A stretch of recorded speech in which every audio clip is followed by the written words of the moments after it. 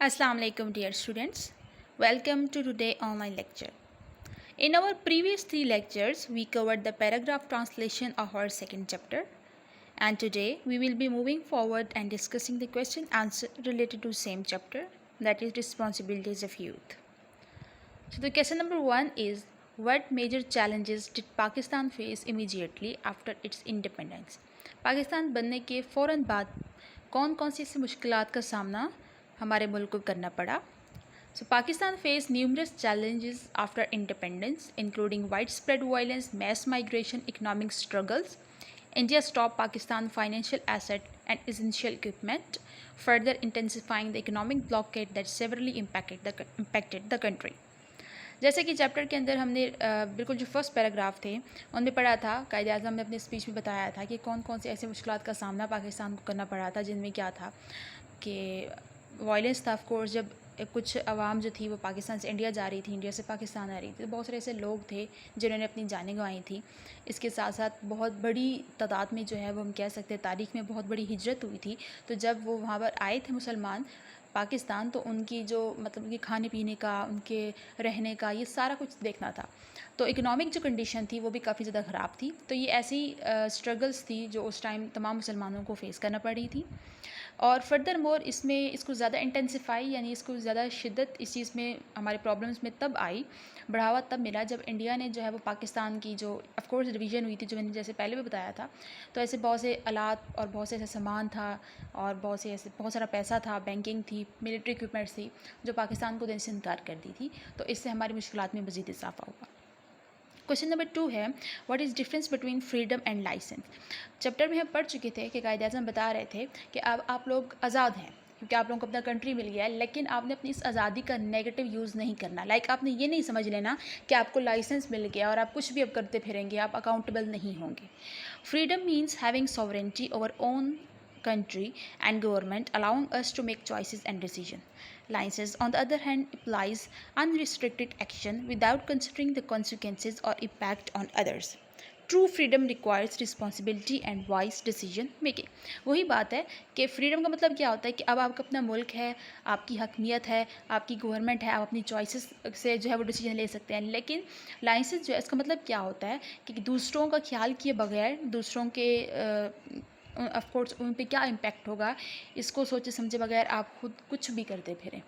लेकिन यही चीज़ कायदे आज़म हमें समझा रहे थे कि फ्रीडम में क्या होता है कि फ्रीडम अगर आपके पास आ जाती होती है तो आपको समझ लेना चाहिए कि आप ज़िम्मेदार हैं, आप रिस्पॉन्सिबल हैं, आपने जो भी डिसीजंस लेने हैं वो आपने बहुत वाइजली लेने हैं।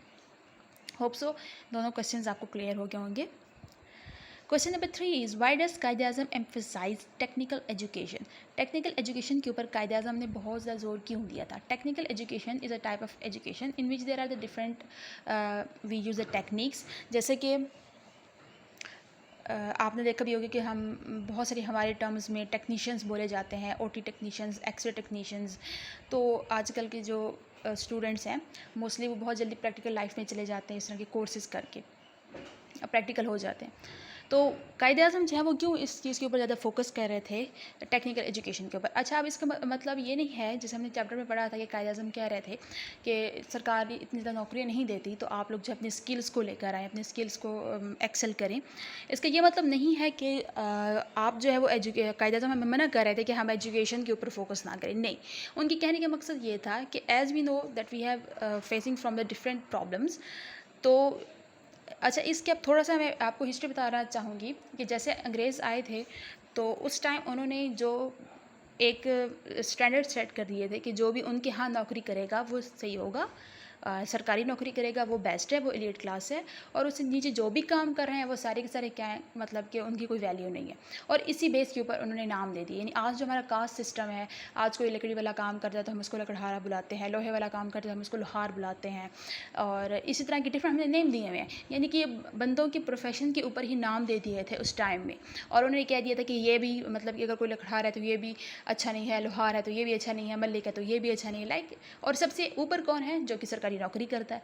तो इसी चीज़ को कायदे-आज़म कह रहे थे कि ठीक है, आप पढ़ें, आप एजुकेशन यानी आप एजुकेशन को ये मत लेके फिरें कि बस आपने एजुकेशन हासिल करनी है तो उसके बाद आपने जो है वो आपको जॉब मिल जाएगी, और अगर वो जॉब नहीं मिलती तो आप मायूस हो जाते हैं। नहीं, आप एजुकेशन हासिल करें लेकिन अपनी स्किल्स को अपनी जो टेक्निकल एजुकेशन है उनको ज़रूर एक्सेल करें, क्योंकि गवर्नमेंट सबको जो है वो जॉब्स नहीं दे सकती। ठीक है, तो एक उस टाइम आपने प्री रीडिंग में भी आपके पास क्वेश्चन आया था कि क्या डिफरेंस है, तो एक जो है वो उस टाइम के माइंड सेट भी बन गया था कि हम एजुकेशन इसलिए हासिल कर रहे हैं क्योंकि हमें सरकारी नौकरी हासिल करनी है। तो इससे भी कायदे-आज़म ने अपनी जो आवाम थी उसको बताया कि नहीं, लाइक आप एजुकेशन हासिल करें लेकिन बाकी जितनी स्किल्स हैं आपकी, बहुत सारी अदर देन स्किल्स हैं सरकारी नौकरी से हट के जो आपके मुल्क को आपकी ज़रूरत होती है, तो आप उसके ऊपर भी काम करें। तो ये बेसिकली इसको बताने का मकसद ये था कि बहुत से बच्चे ये ना समझे कि कायदे-आज़म कह रहे हैं कि नहीं, हमें पढ़ना नहीं चाहिए और हमें जो है वो इस तरफ जाना चाहिए। ठीक है, Quaid e Azam stress the importance of technical education because Pakistan needs skilled individuals to drive economic growth and development.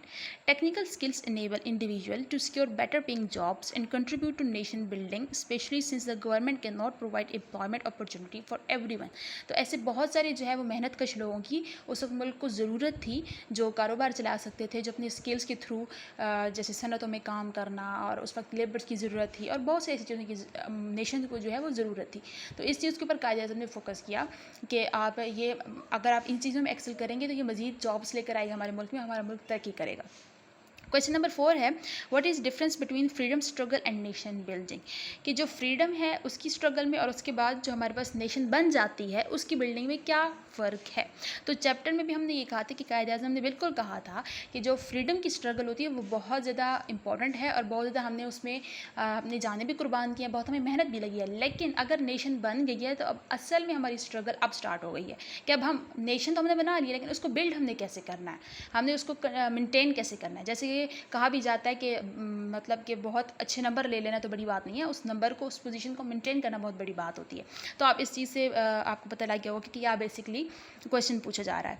The struggle for freedom was a significant achievement, बहुत बड़ी अचीवमेंट थी जो हमने स्ट्रगल की और फ्रीडम हासिल किया। But building a nation is a more complex and challenging task, लेकिन फर्दर मोर हमारे लिए जो नेशन को बिल्ड करना है ये बहुत ज़्यादा एक डिफ़िकल्ट टास्क है और ज़्यादा हमें यहाँ पर मेहनत की ज़रूरत है। Nation building required discipline, hard work, unity and dedication from all citizens to create strong and prosperous country. अब नेशन बिल्डिंग में हमें किस चीज़ की ज़रूरत है कि जितने हमारे सिटीजन्स हैं हमें उनकी लगन की ज़रूरत है, डिसिप्लिन की ज़रूरत है, हार्ड वर्क की ज़रूरत है, ताकि हम अपने मुल्क को जो है वो मज़ीद खुशहाल कर सकें। नेक्स्ट आते हैं जी क्वेश्चन नंबर 5 पे, what message did Quaid e Azam give to the youth, क्या ऐसा मैसेज था जो कायदे-आज़म ने यूथ को दिया।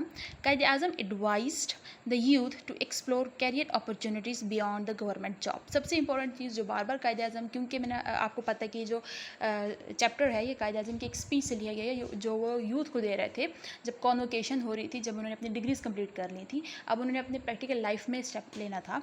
तो इसी वजह से कायदे-आज़म बार बार यूथ को क्या कह रहे थे कि आपने जो है वो गवर्नमेंट जॉब से हट के भी बहुत सारे ऐसे कैरियर्स हैं, जैसे कि उसमें आप लोगों ने जो है वो देखना है, अपनी यूथ को जो है ये एडवाइस कर रहे थे, focusing on business, industry and service. बहुत सारी ऐसी चीज़ें जैसे बिज़नेस अपना रन करना, तो इस चीज़ की पाकिस्तान को ज़्यादा ज़रूरत है, ना कि सारे के सारे उस टाइम जो है वो, क्योंकि ये तो चीज़ स्टार्ट में बहुत ज़्यादा ज़रूरी थी कि अब जितने भी स्टूडेंट हैं वो डिग्रीज लेते जाएँ और वो देखें कि अब हमारे लिए गवर्नमेंट जॉब लेकर आएगी। हालांकि उस टाइम पाकिस्तान के पास ऐसा कुछ भी नहीं था, लाइक बहुत सारे चैलेंजेस थे, तो उस टाइम गवर्नमेंट जो है वो तमाम के तमाम स्टूडेंट्स को या तमाम जितने भी कैंडिडेट्स थे उनको सबको एम्प्लॉयमेंट नहीं दे सकती थी। इस वजह से कायदे-आज़म ने बहुत ज़्यादा इंकरेज किया यूथ को कि वो बाकी जितनी भी फील्ड हैं उसमें भी अपनी पावर्स को एक्सेल करें। ही एम्फसाइज्ड जोर दिया the importance of acquiring new skill, being independent and contributing to the nation growth. Question number 6 है जी, what is more challenging than attaining freedom, freedom हासिल करने से ज़्यादा और कौन सी चीज़ है जो चैलेंज है, कि फ्रीडम तो एक चैलेंज है, उससे बढ़कर क्या एक चैलेंज है। Building and running a country is far more challenging than achieving freedom.